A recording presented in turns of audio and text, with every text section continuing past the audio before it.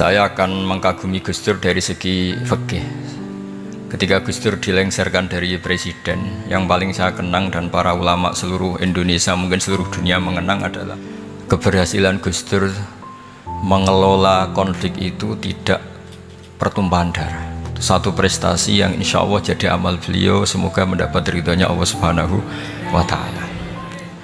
Karena yang paling dihindari oleh Islam sebisa mungkin adalah jangan ada darah menetes, apalagi hanya demi kekuasaan. Jadi presiden dilengsarakan nggih.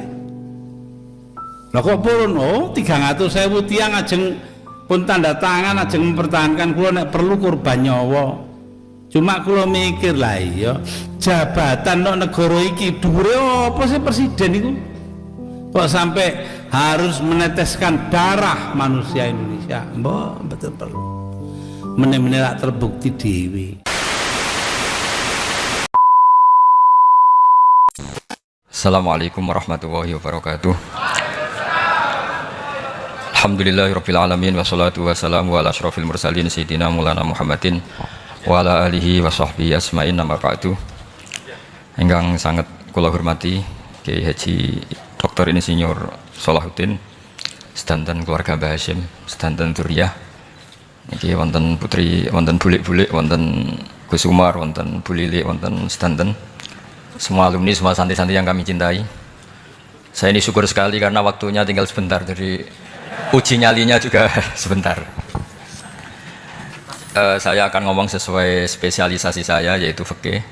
Karena saya murid Kiai Haji Maimun Zubair yang bersanad lewat Mbah Karim sampai Mbah Hasyim, atau bersanad lewat Mbah Mun, Mbah Zubair, kemudian Mbah Fakih Mas Kumambang, juga teman Mbah Hasyim ketika sama-sama ngaji di Mekah.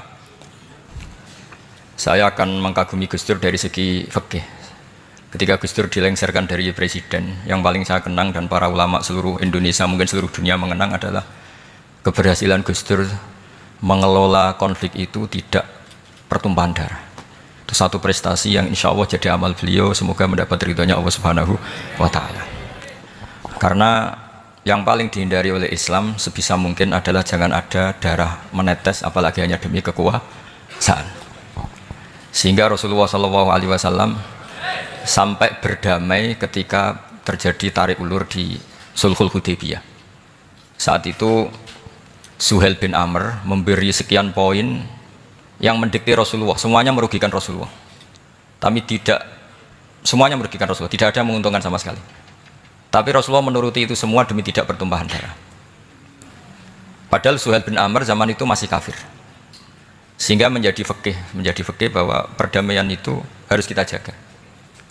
Sampai ada ayat wa in janahu lisalmi fajnalaha wa tawakkal 'ala Allah, jika mereka ingin damai kamu harus menuruti itu. Sehingga damai itu pula yang zaman era Gus Wahid, ketika beliau menginginkan negara berdasar Islam, itu banyak di buku, termasuk beliau panitia 9 persiapan kemerdekaan Pebuki, juga tadi Gus Salahuddin cerita. Beliau akhirnya kompromi juga dengan negara yang berbentuk Pancasila. Kemudian itu disosialisasikan era Muktamar Situbondo, yaitu Kiai Haji Ahmad Siddiq, didukung oleh Gus Dur karena zaman itu beliau kalah sepuh sama Kiai Haji Ahmad Siddiq. Jadi itu fikih yang saya menjadikan pengagum Gus Dur, karena ibadah Darul Mafasid Muqaddamun ala Jalbil Masalah adalah ibadah yang luar biasa. Berikutnya saya mohon sama Kiai Haji Salahuddin Wahid berkenan saya cara berpikir begini untuk Gus Dur. Jadi saya ini dari keluarga Kiai, saya juga senasab dengan keluarga Mbah Hasyim karena sama-sama turunan Mbah Sambul Asem. Jadi beliau adalah Abdurrahman bin Wahid bin Hasyim bin Asy'ari bin Wahid lagi, terus bin Abdul Halim 2 sampai Mbah Sambu. Kira-kira nasabnya sama dengan saya, dengan Mbah Hamid yang dari jalur itu. Saya mau bercerita begini. Watak seorang cucu itu biasanya mengalir dari pikiran besar mbah-mbahnya atau leluhurnya, karena setiap mbah-mbahnya pasti berdoa dzurriatan thayyibah, yaitu anak cucu yang baik. Saya sengaja di sini bawa kitab yang ditulis oleh Muhammad Asad Shihab, seorang Libanon, menulis bahwa Mbah Hasyim Asy'ari adalah terhitung sebagai mujaddid, sebagai pembaharu Islam, setidaknya di Asia sini atau di Indonesia. Di sini ada kitab ini diterjemah beberapa kali, sebagian oleh Kiai Haji Mustafa Bisri, sebagian oleh Kiai Sodik Semarang. Saya punya edisi asli, edisi Arabnya. Karena saya dari awal ingin ngaji sama santri-santri Tebu Ireng. Karena buyut-buyut saya itu termasuk gurunya Mbah Soleh Darat. Jadi buyut saya yang di Kudus, Pondok Damaran itu dulu Mbah Soleh Darat pernah ngaji di situ. Dan Mbah Hasyim kecil pernah ngaji sama Mbah Soleh Darat. Dan tentu biasa itu dalam ilmu sanad. Guru-guru saya indukannya di Mbah Hasyim juga pernah ngaji beberapa ulama di Pantura. Dan saya pastikan di antara perilaku atau manhaj Mbah Hasyim adalah, ini saya baca guru-guru beliau, kemudian ada perilaku yang persis ditiru Gus Dur. Jadi itu bukan sekedar bukan sekedar mitos atau kebetulan. Beliau punya pilihan-pilihan yang dipilih sampai akhir hayatnya. Di sini ada cerita proses Mbah Hasyim ngaji, kemudian pernah ada seorang Jerman mau belajar Islam sama Mbah Hasyim, kemudian ditemui beliau dengan sangat hangat. Ketika sudah mengenal Islam secara detail, ya saya ulang lagi, ketika sudah mengenal Islam secara detail, beliau menghentikan, kamu jangan tergesa-gesa, kata beliau, kamu harus menerima Islam ini secara al-bayyinah, secara argumentatif, secara logika yang benar, jangan karena terpaksa. Itu pula yang akhirnya Mbah Hasyim mendorong khuriyatul fikri, orang itu harus merdeka dalam berpikir. Itu pula yang mengilhami Rasulullah SAW ketika Sulhul Hudaybiyah. Orang kafir yang masuk Islam harus dikembalikan ke habitat kafir, karena itu habitat asli, karena rata-rata dulu suku Mekah zaman itu kafir semua. Tapi yang orang Islam masuk kafir harus dibiarkan karena dianggap kembali ke habitat. Tentu semua perjanjian itu merugikan Rasulullah SAW. Tapi yang unik, Rasulullah itu menerima itu semua. Kata Rasulullah, sudah perjanjian itu kita terima saja. Akhirnya perjanjian itu diterima. Kemudian tapi Nabi hanya minta satu hal. Orang kafir Quraisy tidak boleh melarang orang diskusi Islam. Akhirnya mereka diskusi tentang Tuhan, tentang agama, tentang macam-macam. Sehingga mereka akhirnya membandingkan, namanya punya Tuhan batu sama Tuhan yang disebut Muhammad. Tentu mereka masih jangkar pakai nama Muhammad. Mereka diskusi. Kalau kita punya Tuhan berhala, efeknya begini-begini. Kalau Tuhan kita banyak, efeknya gini-gini. Diskusi. Yatafawaduna fil hadis. Mereka diskusi secara terbuka. Terus fama ahadun yaqilu syai'an illa dakhala fihi. Kemudian seseorang yang berpikir secara benar, yang mengenali Islam, pasti akan masuk Islam. Sehingga karena mereka diskusi bebas tanpa tekanan, akhirnya mereka memilih Islam. Dan selama mereka Islam, mereka akhirnya ikrar Islam sama ikrar ya cara sekarang ikrar, kemudian menjadi Muslim, dan otomatis perjanjian itu dibatalkan. Makanya kata Imam Zuhri, guru Imam Malik, maka nafathun a'zuma fil Islam min sulhul Hudaybiyah. Enggak ada kemenangan Islam sehebat kemenangan dalam Hudaybiyah, yaitu orang berbebas berpikir. Kemudian kebebasan berpikir ini pasti mengarah ke mengakui yang benar, menanggalkan yang salah. Tentu orang dulu mendewa-dewakan Lata Uzza, pokoknya menuhankan makhluk, menjadi sadar bahwa itu aneh. Kenapa kita harus sembah batu yang dipahat, kenapa kita harus menyembah makhluk dan sebagainya, dan akhirnya mereka Islam. Tapi dulu kalau suasana perang itu keinginan orang hanya ingin menang kalah. Jadi yang kafir itu hanya ingin menang, pokoknya jangan sampai kalah, nggak pernah berpikir Islam itu apa. Di mana-mana perang itu ya pikirannya menang kalah. Tapi setelah nggak ada perang, meskipun segala perjanjiannya merugikan Islam, orang akan berpikir secara objektif. Makanya fama ahadun yaqilu syai'an illa dakhala fihi. Tidak ada seseorang yang berpikir tentang Islam kecuali akhirnya masuk Islam.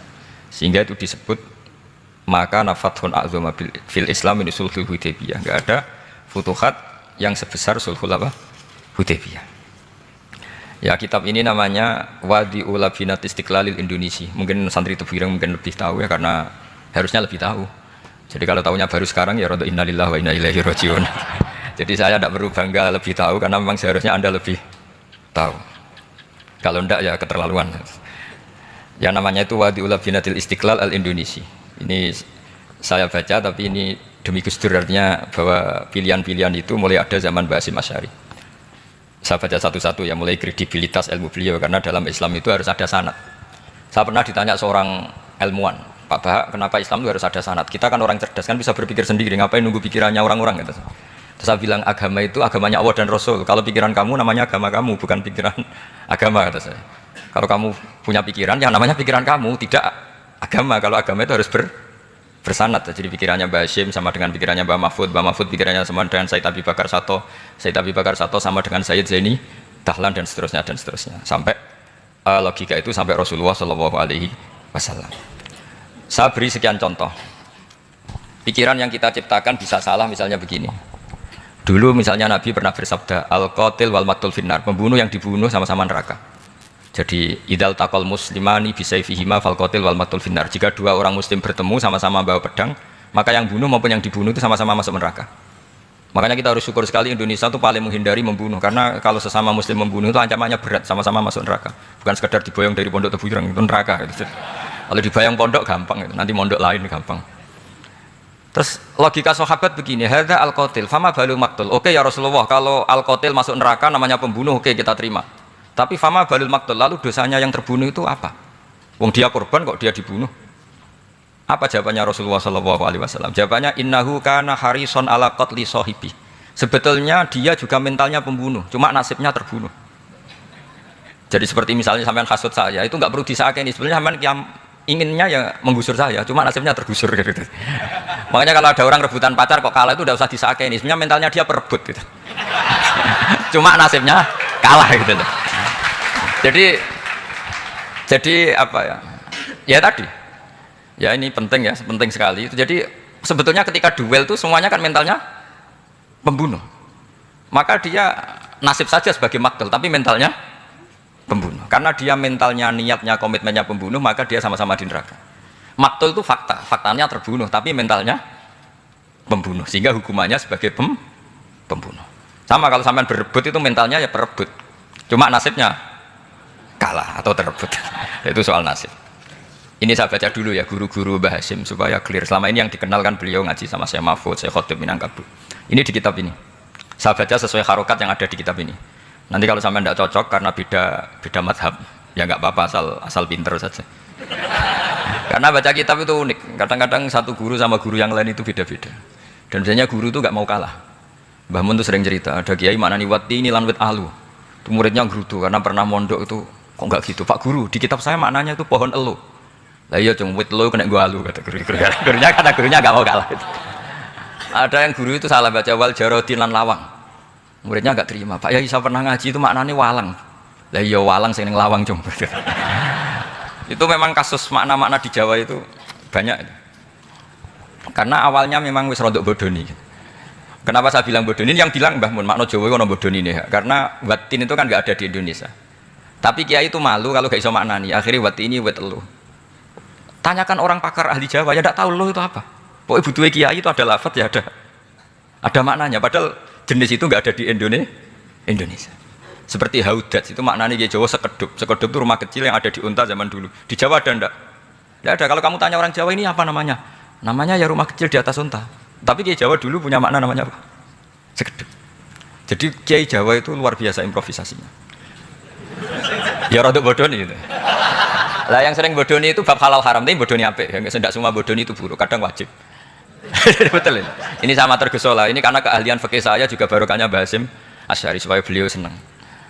Beliau senang karena para nabi, para wali, para ulama itu tidak meninggal. Tadi kalau Mbak Anita bilang wafat itu kalau dalam bahasa Arab wafa yafi wafaan itu maknanya nuhoni. Nuhoni itu sudah memenuhi.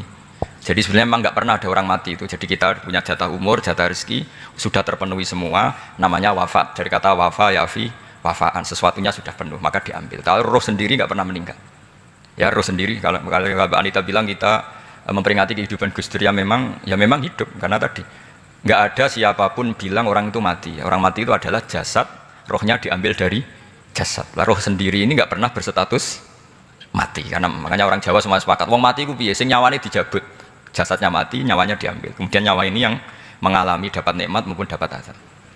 Sehingga keyakinan ahli sunnah wal jamaah ini perlu didoakan, karena menghadapi Allah butuh topangan doa, dan doa itu nggak pernah salah karena otoritas doa itu.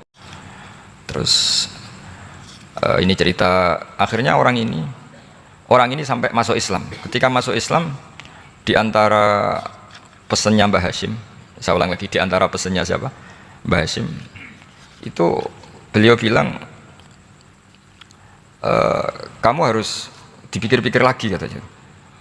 Itu kan satu kearifan Mbah Hasyim ini saya baca karena saya takut ditegur ini. Saya juga nunggu surat kok tidak datang-datang ini kok, supaya cepat apa cepat selesai. Ini bebas. Kalau ada surat malah kebenaran ini karena sudah mulai nyari-nyari. Ya jadi saya mohon nanti kitab ini bisa dikaji di sini. Nanti saya tinggal di sini ada cerita-cerita apa? Cerita-cerita sampai beliau berteman orang Eropa, terus beliau macam-macam sampai terus saya teruskan. Suma arsalatku syirka ila Indonesia amni 1929 watana qala fi katsir minal mudun wa makata akhiran fi madinati Surabaya bi Jawa Syarqiyah wa min huna bada'atil hidayah wa taufik taqudanihi ilal khairi hadas lautil hadis bil amil alladhi yakti fatratas tirab. Jadi orientalis tadi ketika berteman Mbah Hashim lama-lama tertarik oleh Islam. Ketika mulai tertarik dengan Islam wa sya'ara bil istiqra aruhi wal amni tam wa kaifa ya'budu rabbahu ibadatan haqiqiyah. Terus mulai tertarik dengan Islam, terus konsultasi sama Mbah Hashim. Jadi tertariknya barokahnya Mbah Hashim. Orang ini kemudian wabakiyal muhandis itu insinyur Karel von Schmidt fi Indonesia hatnan dalatil harbul alamiyah sehingga perang dunia kedua selesai wa indama qawamal indonesiun dital hukmil al hulandi fi harbil istiqlal am wa kana muhandis fi sufil indonesian tafahu islamuhu li syarika sak terus. Terus ini saya cerita, jadi Mbah Hashim pernah mengislamkan orang Belanda, orang Jerman, orang apa? Orang Jerman, terus orang ini hidup di Hamburg sampai akhirnya beliau dakwah Islam di sana. Jadi ini apa? Ini pentingnya supaya sampean tahu bahwa Tebu Ireng mulai dulu adalah komunitas internasional. Ya, Tebu Ireng mulai dulu adalah komunitas internasional. Jadi terus ketika ngadepi Indonesia yang dijajah, ya Indonesia yang dijajah, ini Mbah Hashim bersama kawan-kawannya sepakat iktikaf di Multazam. Ini saya baca ya. Wa akhiran istama'a ma'a nukhbatin min haula'i talaba min zalama alaihi al-had Muhammad Hashim ala ayata'ahadu wa yaqumu bi amalin fi lailatin lailan min laili syahri Ramadan. Al-mu'azzam istama'a haula'i talaba waladina yantamuna ila iddati qawamiyatin. Qawamiyah itu kalau bahasa sekarang perlawanan min Afrika wa buldani janubi Asia, Asia Tenggara, wa Asia Wusta, Asia Tengah, wal buldan al-Arabiyah. Wa kana al-had Muhammad Hashim Asy'ari ahadahum. Wa waqafu jami'an amamal multazam bil Ka'batil Musyarrafah. Wa ahadu wa aqsamul yamin ala yakum bil jihad fisabilillah li ilahi kalimatil Islam wa tauhidil muslimin bin nasril ilmi wa tawiyah wa tafaqquh fiddin talaban lil mardatillahi ta'ala la yarjuna min wara'i dzalika malan wala mansiban li anfusihim.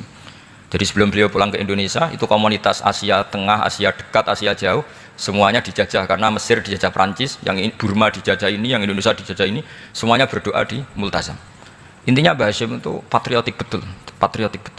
Tapi ya religius betul. Beliau berdoa di Multazam, beliau menyanggupi siap jihad melawan penjajah, tapi saat itu juga berikrar kalau semua itu tidak untuk nyari pangkat.